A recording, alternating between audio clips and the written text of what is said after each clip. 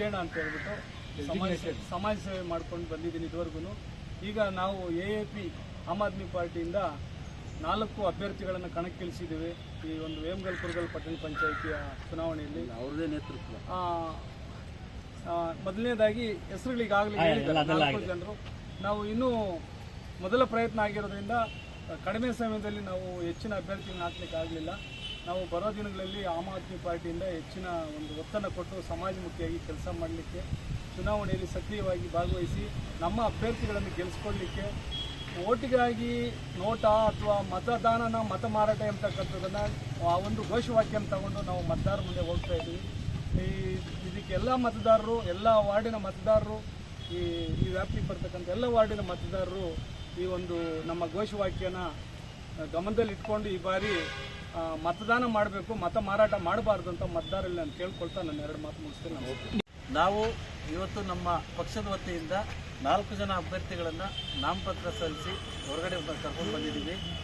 So ನಮ್ಮ ಬಲಗಡೆಗೆ ಗೌರಿಶಂಕರ್ ಅವರು ward number 14, ಆಮೇಲೆ ನಮ್ಮ ಪಿ ಲಲಿತಮ್ಮ ಅವರು ವಾರ್ಡ್ ನಂಬರ್ 13, ನಮ್ಮ ಲಕ್ಷ್ಮಮ್ಮನವರು ವಾರ್ಡ್ ನಂಬರ್ 17, ನಮ್ಮ ವೆಂಕಟಾಚಲಪತಿಯವರು ಕರ್ಜೇನಹಳ್ಳಿ ಮತ್ತು ಪುರಳ್ಳಿ ವಾರ್ಡು 11, ವಾರ್ಡ್ ನಂಬರ್ 11.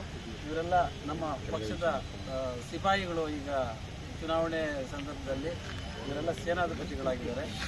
ಇವರನ್ನೆಲ್ಲನೂ ಗೆಲ್ಲಿಸ್ಕೊಡ್ಬೇಕು ಅಂತೇಳಿ ತಮ್ಮ ಮೂಲಕ, ಮಾಧ್ಯಮದವ್ರ ಮೂಲಕ ಎಲ್ಲರೂ ಮನವಿ ಮಾಡ್ಕೊಡ್ತಾ ಇದ್ದೀರಿ. ಇನ್ನೂ 1-2 ಕ್ಯಾಂಡಿಡೇಟ್ಸ್ ಹಾಕೋದಿದೆ, ಬರ್ತಾರೆ. ನಮ್ಮ ಇವ್ರು ಮಾತಾಡ್ತಾರೆ. ಇಲ್ಲ ವಿಜಯಣ್ಣ ಎಲ್ಲ ಮತದಾರರಲ್ಲೂ ಒಂದು ವಿನಂತಿ ಮಾಡ್ತೀನಿ. ಇವತ್ತು ರಾಜಕೀಯ ಹಾಳಾಗಿದೆ. BJP ಅವರು, ದಳದವರು, ಕಾಂಗ್ರೆಸ್ ಅವರು ಏನು ಮಾಡ್ತಾರೆ, ಸೂಟ್ ಕೇಸ್ ಕೊಟ್ಟು ಅಭ್ಯರ್ಥಿಗಳ ಹತ್ರದಿಂದ ಟಿಕೆಟ್ ಕೊಟ್ಟು ಸೂಟ್ ಕೇಸ್ ತಗೊಂಡಿದ್ದಾರೆ. ಮತ್ತು ಎಲ್ಲ ಓಟಿಗೆಲ್ಲ ದುಡ್ಡು ಹಂಚ್ತಾರೆ. ನಮ್ಮ ಪಾರ್ಟಿಯಲ್ಲಿ ನೀವು ಇವತ್ತು ತಗೊಳ್ಳೋ 500 ಇರ್ಬೋದು, 1000 ಇರ್ಬೋದು, 2000 ಇರ್ಬೋದು, ಯಾವುದೂ ಲೆಕ್ಕ ಇಲ್ಲ. ನಮ್ಮದು ಒಂದೇ ಉದ್ದೇಶ, ನಿಮ್ಮ ಮಕ್ಕಳಿಗೆ, ಮೊಮ್ಮಕ್ಕಳಿಗೆ ಒಳ್ಳೆ ವಿದ್ಯಾಭ್ಯಾಸ.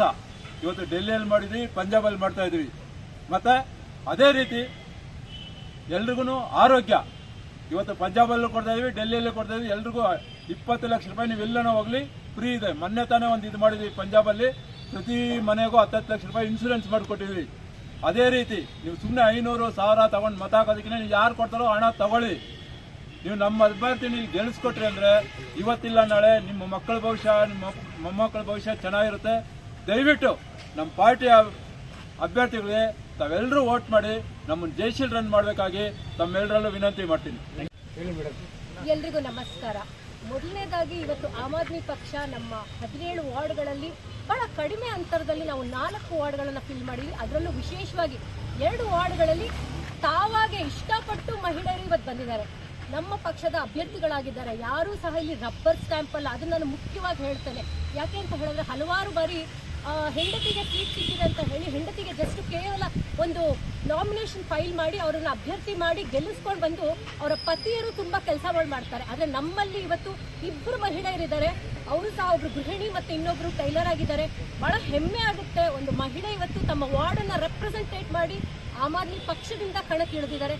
ಹಾಗಾಗಿ ಮಹಿಳೆಯರೆಲ್ಲರಲ್ಲೂ ನಾನು ವಿನಂತಿಸ್ಕೊಳ್ಳೋದು ಇಷ್ಟೇ, ಮತಗಳನ್ನು ಕೊಡಬೇಕಾದ್ರೆ ದಯವಿಟ್ಟು ಅವರು ಯಾರು ನಿಜವಾಗ್ಲೂ ನಿಮ್ಮ ಸಮಯಕ್ಕೆ ಅವರು ಸಿಗ್ತಾರೆ ಅನ್ನೋದನ್ನ ಯೋಚನೆ ಮಾಡಿ ನಮ್ಮಂತ ಸಾಮಾನ್ಯ ಮಹಿಳೆಯರಿಗೆ ಒಂದು ಮತವನ್ನ ಕೊಟ್ಟು ನಿಮ್ಮ ವಾರ್ಡ್ಗಳಲ್ಲಿ ನಿಮ್ಮ ಕೆಲಸಗಳನ್ನ ನಿಮ್ಮ ಜನರೊಂದಿಗೆ ಮಾಡಿಸ್ಕೊಳ್ಳಿ ಅಂತ ನಾನು ಹೇಳ್ತಾ ಇದ್ದೀನಿ. ಧನ್ಯವಾದಗಳು.